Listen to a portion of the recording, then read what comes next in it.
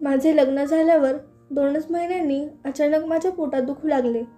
माझी सासू मला डॉक्टरकडे घेऊन गेली. पण माझे चेकअप केल्यावर डॉक्टरांनी आम्हाला जे सांगितलं ते ऐकून माझ्या कानावर विश्वासच बसत नव्हता. कारण डॉक्टर म्हणाले की यांच्या डिलिव्हरीची वेळ जवळ आली आहे आणि यांना लगेच डिलिव्हरी रूममध्ये घेऊन जावे लागेल. त्यावेळेस मला असे वाटले की हे ऐकून माझा नवरा मला घरातून हाकलून देईल आणि मला कायमचा सोडून देईल. पण झाले उलटच. कारण हे ऐकून माझा नवरा माझा हात हातात घेत म्हणाला की काही काळजी करू नकोस, सर्व काही व्यवस्थित होईल. मग त्यानंतर मी एका बाळाला जन्म दिला. पण अजूनही मला विश्वास बसत नव्हता की हे बाळ माझेच आहे. कारण लग्नाअगोदर माझा कुठल्याही मुलाशी कसलाही संबंध आला नव्हता. मी त्या बाळाला अजिबात जवळ घेत नव्हते. माझी सासू सारखी रडायची आणि माझी माफी मागायची. पण हे बघून मला मात्र आश्चर्य वाटायचे. माझ्या सासूच्या या अशा वागण्याचा मला काहीच अर्थ लागत नव्हता. मला यामागचे कारण जाणून घ्यायचे होते. म्हणून मग मी एकदा माझ्या सासूच्या मोबाईलवरून माझ्या नवऱ्याला मेसेज केला आणि काही वेळातच त्याचा रिप्लाय पण आला. पण त्याचा तो आलेला रिप्लाय वाचून तर माझ्या पायाखालची जमीनच सरकली. माझे नाव हेमांगी. तशी मी दिसायला काही अजिबात सुंदर नव्हती. माझ्या डोळ्याभोवती काळे डाग स्पष्ट दिसायचे. माझे केस थोडे थोडे पांढरे दिसत होते. शिवाय मी एका पायाने थोडी लंगडत चालायची आणि शरीराने मी थोडी जाड होते. पण आश्चर्याची गोष्ट म्हणजे माझ्या खोलीत माझा जो फोटो लावण्यात आला होता त्यात मी खूपच सुंदर दिसत होती. माझी लहान बहीण माझ्यापेक्षा 6 वर्षांनी लहान असूनही तिचे लग्न झालं होतं. मला काळजीत पाहून ती मला सारखी म्हणायची की ताई, तू अजिबात काळजी करू नकोस. एक दिवस तुला सुद्धा कोणी ना कोणी पसंत करेल. एक दिवशी मी देवपूजा करत होते आणि तेवढ्यात माझी धाकटी बहीण पळत पळत माझ्याकडे आली. ती मला म्हणाली की ताई, पटकन तयार हो, कारण तुला बघायला मुलाकडचे आले आहेत. हे ऐकून मी तिला सांगितले की माझ्यासारखीला कोण पसंत करणार आहे. त्यावर ती म्हणाली, जर तू खरंच मनापासून देवाला प्रार्थना केली असेल तर बघ, हा मुलगा तुला नक्कीच पसंत करेल. असे म्हणून ती निघून गेली. आणि मग मी पण आवरून घेतले. मी माझं आवरून हॉलमध्ये आले. तिथे बघितलं तर तो मुलगा आणि त्याची आई समोर बसले होते. त्या मुलाच्या आईने प्रेमाने मला बोलवले आणि तिच्या शेजारी बसवले. मी हळूच त्या मुलाकडे बघितलं तर मला असं वाटू लागलं की या अगोदर त्याला मी कुठेतरी बघितलं आहे. मी मनातल्या मनात देवाची प्रार्थना करत होते की यांनी मला पसंत करू दे. आणि तेवढ्यात मुलाची आई म्हणाली की आम्हाला मुलगी पसंत आहे. जर तुम्हाला काही हरकत नसेल तर आम्ही आत्ताच हिला अंगठी घालतो. मग काय, दोन्ही बाजूने होकार आला आणि माझ्या लग्नाची तयारी सुरू झाली. मी माझ्या घरातल्यांना अगोदरच सांगितलं होतं की माझे लग्न धुमधडाक्यात करायचे नाही. कारण मला भीती वाटत होती की माझ्या दिसण्यावरून लोक माझी टर उडवतील. मग माझ्या सांगितल्याप्रमाणे माझे लग्न अगदी साध्या पद्धतीने आणि ठराविक मोजक्याच लोकांच्या उपस्थितीत पार पडले. मी राहुलची पत्नी बनून त्याच्या घरी आले. मी खूप आनंदी होते. राहुलसुद्धा आनंदी होता.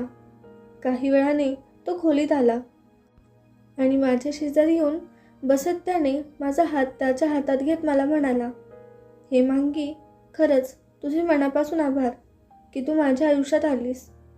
असे म्हणत त्याने माझ्यासाठी गिफ्ट म्हणून आणलेली अंगठी माझ्या बोटात घातली. हे असे माझ्यासोबत कसे काय घडत आहे या विचाराने मी आश्चर्यचकित झाले. कारण मी एवढी जाडी असताना आणि सुंदर नसताना देखील राहुलने मला कसे काय पसंत केले. मी याबद्दल राहुलला विचारलं देखील. त्यावर तो म्हणाला, माणसाचं मन सुंदर असायला पाहिजे, बाकी बाहेरची सुंदरता काही कामाची नाही. त्याचे हे बोलणे ऐकून मला हसू आले. राहुलचा माझ्यावर फार जीव होता आणि माझी सासू तर सख्ख्या मुलीसारखी माझी काळजी घ्यायची. मी खूप लठ्ठ होत चालली होती. राहुलला तर मी अजिबात शोभत नव्हते. म्हणून मग मी डायटिंगबद्दल विचार केला. यावर माझी सासू म्हणाली की जर तू सुंदर दिसायला लागलीस तर राहुलला आवडणार नाही. आता माझ्या सासूचे हे असे बोलणे माझ्या काही केल्या समजता येईना. माझी सासू दररोज राहुल येण्या अगोदर मला गोड खायला द्यायची आणि मी सुद्धा ते निमूटपणे खायची. आज त्यांनी मला आंबा बर्फी खायला दिली आणि ती खाताच माझ्या पोटात दुखू लागले. आता हे रोजचेच झाले होते. सासूने मला काही गोड खायला दिले की माझ्या पोटात दुखायचे. राहुल येईपर्यंत मी पोटदुखीने बेजार असायची आणि नंतर मग राहुल रात्रभर माझ्या तर दुखण्याने काळजीत असायचा. आम्हाला बोलायला सुद्धा मिळत नव्हतं आणि या गोष्टीमुळे आता मी काळजीत पडली होते. एक दिवशी मी ठरवले की काहीही झाले तरी आता सासूच्या हातचे गोड मी खाणार नाही. मला आता माझ्या सासूवर शंका येऊ लागली होती. बहुतेक आमच्या दोघांचं एकमेकांवर असलेलं प्रेम बघून ती जळत होती आणि आम्हाला दूर ठेवण्याचा प्रयत्न करत होती. त्या दिवशी माझी सासू माझ्यासाठी मँगो ज्यूस घेऊन आली. मी म्हणाले की मी नंतर माझ्या खोलीत जाऊन ते मँगो ज्यूस घेईन, कारण आता मला कसे तरी होत आहे. त्यावर माझी सासू म्हणाली की काही हरकत नाही, पण नक्की ते पिऊन टाक. मी पटकन माझ्या खोलीत गेले आणि तो मँगो ज्यूस मी लपवून ठेवले. मी ते पिलेच नाही. मग मला वाटले की आज माझ्या पोटात दुखणार नाही, पण माझा हा अंदाज चुकीचा ठरला. काही वेळातच माझ्या पोटात दुखू लागले आणि हळूहळू ती पोटदुखी वाढू लागली. त्या त्रासाने मी ओरडू लागले. माझा आवाज ऐकताच माझी सासू धावतच माझ्या खोलीत आली आणि माझी अवस्था बघून तिने लगेच राहुलला फोन केला. राहुल घरी येताच मला लगेच दवाखान्यात नेण्यात आलं आणि ॲडमिट करून घेतलं. काही वेळाने डॉक्टरने मला चेक केलं आणि म्हणाले की पेशंटची डिलिव्हरीची वेळ जवळ आली आहे, यांना डिलिव्हरीसाठी घेऊन चला. हे सर्व ऐकताच मला भीतीने घाम सुटला. मी ओरडू लागले की हे कसे शक्य आहे? तुमचा काहीतरी गैरसमज होतोय. माझ्या लग्नाला आत्ताशी कुठे 2 महिने झाले आहेत. तेवढ्यात राहुल तिथे आला. मी त्याला सांगू लागले की मला इथे घेऊन चल. हे डॉक्टर वेडे आहेत. मला इथे माझा इलाज नाही करायचा. पण माझ्या पोटात दुखायचं कमी येण्याऐवजी वाढत होतं. मी जोरजोरात ओरडत होते. तेवढ्यात राहुलने माझा हात हातात घेतला आणि मला म्हणाला की काही काळजी करू नकोस, सर्व काही ठीक होईल. आता सगळे लोक तिथून निघून बाहेर गेले. काही वेळानंतर माझी डिलिव्हरी झाली आणि मी एका बाळाला जन्म दिला. मला तर विश्वासच बसत नव्हता की ते बाळ माझे आहे, पण मी माझ्या डोळ्यादेखत त्या बाळाला जन्म दिला होता. मला आता खूपच भीती वाटू लागली की राहुलला आता मी काय सांगू. त्याला समजले तर तो मला कायमचे सोडून देईल. समाजात माझे बेअब्रू होईल. या विचाराने मी रडू लागले. काही वेळाने माझी सासू आणि माझा नवरा दोघेही आत आले. त्यांना बघून मला स्पष्ट कळत होते की ती दोघे आनंदात होते. माझी सासू त्या बाळाला उचलून मला देत म्हणाली, हे घे तुझे बाळ, मुलगा झाला आहे तुला आणि अगदी तुझ्यासारखा दिसतोय बघ. मी नाक मुरडत म्हणाले की या बाळाला माझ्याकडे देऊ नका, हे मूल माझे नाही. त्यानंतर मग मला घरी आणण्यात आले. मी स्पष्टपणे माझ्या सासूला आणि नवऱ्याला सांगितलं की हे सगळं माझ्या माहेरी कळता कामा नये. माझे बाबा तर माझ्याबद्दल काय विचार करतील हे ऐकून. राहुल माझी खूप काळजी घ्यायचा. त्याच्या जागी दुसरा कोणी असता तर त्याने आत्तापर्यंत मला घरातून हाकलून दिले असते आणि सोडचिठ्ठी दिली असती. माझी सासू त्या बाळाला सांभाळायची. मी तर त्याच्याकडे बघायची सुद्धा नाही. राहुलने त्या बाळाचे नाव सोहम असे ठेवले. एक गोष्ट मात्र माझ्या ध्यानात आली होती. ती म्हणजे जेव्हापासून या घरात बाळ आले आहे तेव्हापासून राहुल आणि माझी सासू यांच्यात सारखी भांडणे होत होती. कारण या अगोदर कधीच राहुलला मी त्याच्या आईशी एवढ्या मोठ्या आवाजात बोलताना पाहिले नव्हते. तेव्हा रडायला लागले की माझी सासू त्याला माझ्याकडे आणून द्यायची, पण मी त्याला माझ्या जवळ घेत नव्हती. माझी सासू रडत माझी माफी मागत होती, पण मी तिला याबद्दल विचारताच ती काहीच बोलत नव्हती. एक दिवशी मी माझ्या सासूला राहुलशी बोलताना ऐकलं. ती म्हणत होती, की म्हातारपणी मला आता हे बाळ सांभाळता येत नाही. तू तुझ्या बायकोला सांग याला सांभाळायला, नाहीतर या बाळासाठी तू दुसरी आई घेऊन ये. राहुल रागात आईला म्हणाला की हे सगळं तुझ्यामुळे झालंय. जर तू ते सगळं केलं नसतंस तर आज हे झालं नसतं. हे ऐकून माझी सासू रडू लागली. काही वेळाने राहुल माझ्या खोलीत आला आणि माझ्या सुंदर दिसण्याची स्तुती करू लागला. राहुल खरंच माझ्यावर खूप प्रेम करायचा. बाळाला जन्म दिल्यावर मी खरंच सुंदर दिसू लागली होती. मी आनंदी होते, पण मला माझ्या सासूवर शंका होती. मला वाटत होतं की माझी सासू मला जे रोज गोड खायला देत होती त्यामुळेच मला बाळ झालं होतं. कारण मला बाळ झाल्यापासून तिने मला गोड खायला द्यायचं बंद केलं होतं. राहुलने आता ते बाळ सांभाळण्यासाठी एक बाई ठेवली होती. ती दिवसभर त्या बाळाला सांभाळायची. एक दिवशी ती बाई मला म्हणाली, ताई, तुमची सासू थोडी वेडी आहे का? मी म्हणाले, का, काय झाले? ती म्हणाली, तुम्ही झोपलेल्या असताना ती तुमच्या पायापाशी येऊन रडत बसत होती आणि तुमची माफी मागत होती. हे ऐकून मी गप्प बसले, पण आता माझी शंका अजूनच वाढली होती. माझ्या सासूने नक्कीच काहीतरी केलं होतं की ज्यामुळे मी 2च महिन्यात बाळाला जन्म दिला. या सगळ्या गोष्टींचा विचार करून आता माझे डोके दुखायला लागले होते.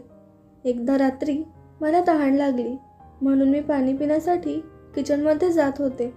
तेवढ्यात मला राहुल आणि माझ्या सासूचे बोलणे ऐकू आले. राहुल बोलत होता की हो, मला जगाची पर्वा नाही. मी दुसरं लग्न केलं आणि मी तिच्यासाठी काही करू शकतो. मी तिच्याशिवाय राहू शकत नाही. हे ऐकताच माझ्या डोळ्यासमोर जणू दाट अंधारच पसरला. मी हळूच तिथून माघारी येऊन माझ्या खोलीत येऊन बसले. काही वेळाने राहुल तिथे आला आणि माझ्याकडे बघत म्हणाला, काय झाले? आत्ता काही वेळापूर्वी तर तुझा मूड चांगला होता, मग आता काय झाले? राहुलच्या त्या दुसऱ्या लग्नाची गोष्ट मला आतून खात होती, पण मी गप्प होते. मी त्याला झोपेची गोळी मागितली आणि ती खाऊन मी झोपले. दुसऱ्या दिवशी सकाळी मला जेव्हा जाग आली तेव्हा राहुल निघून गेला होता. माझे डोके जड झाल्यासारखे मला वाटत होते. समोर माझ्या सासूचा मोबाईल मला दिसला. मी तो मोबाईल घेतला आणि पटकन राहुलला एक मेसेज पाठवला. हेमांगीचं काय करायचं? माझ्या छातीत धडधड वाढली होती. मला भीती वाटत होती. तेवढ्यात सासूच्या मोबाईलवर राहुलचा फोन आला. भीतीने माझे हातपाय थरथरत होते. मी मोठ्या हिमतीने तो फोन उचलला. समोरून मी काही बोलण्याच्या आधीच राहुल बोलू लागला की आई, तू त्या हेमांगीच्या मागे हात धुवून का पडली आहेस? तिने तुझं काय वाईट केलंय? तुला माहीत आहे ना की मी माझ्या मर्जीने तिच्याशी लग्न केलंय. 2.5 वर्षापूर्वी मी माझ्या मर्जीने तिच्याशी प्रेमविवाह केला आहे. तुला पाहिजे होतं की मी तुझ्या मनाप्रमाणे लग्न करावं. म्हणूनच मी हेमांगीशी कोर्ट मॅरेज केलं. जेव्हापासून ती या घरात माझी बायको बनून आली तेव्हापासून तू आमच्यात भांडण लावायचं काम केलं आहेस. आम्हाला वेगळं करण्यासाठी तू बरेच प्रयत्न केलेस, पण त्यात तुला यश आलं नाही. म्हणून मग तू तिचा जीव घेण्याचा सुद्धा प्रयत्न केलास. आई, तू इतकी निर्दयी का झालीस? आपल्याच सुनेला कोणी असं वागवतं का? माहीत आहे ना तुला की डॉक्टर काय म्हणाले होते? तिच्या अंगावर इतक्या जखमा बघून त्यांनासुद्धा आश्चर्य वाटले होते की एवढ्या जखमा होऊन देखील ती वाचली होती आणि कोमात गेली. जेव्हा तुला समजलं की ती आई होणार आहे तेव्हा तुला तुझी चूक समजली आणि तू मला सर्व काही सांगितलंस.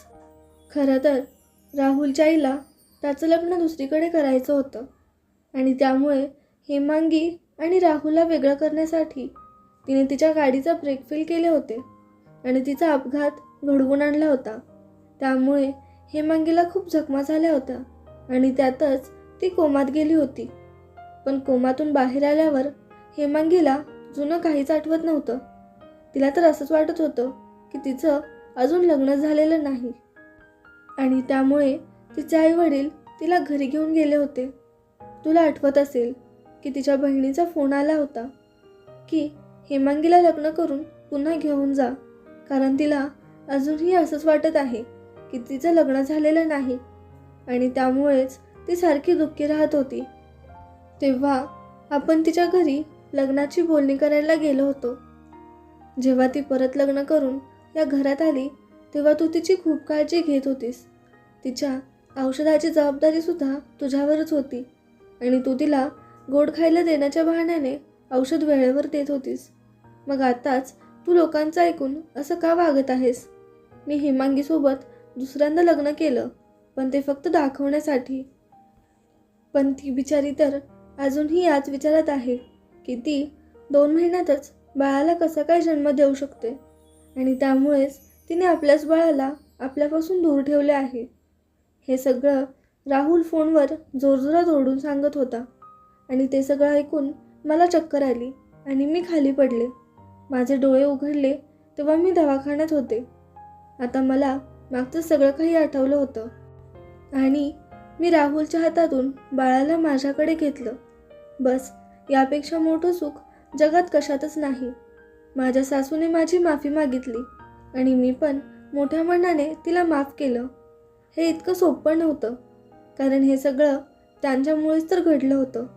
पण परमेश्वर मलासुद्धा माफ करेल, कारण न जाणतेपणी मी सुद्धा माझ्या बाळाला माझ्यापासून दूर ठेवले होते.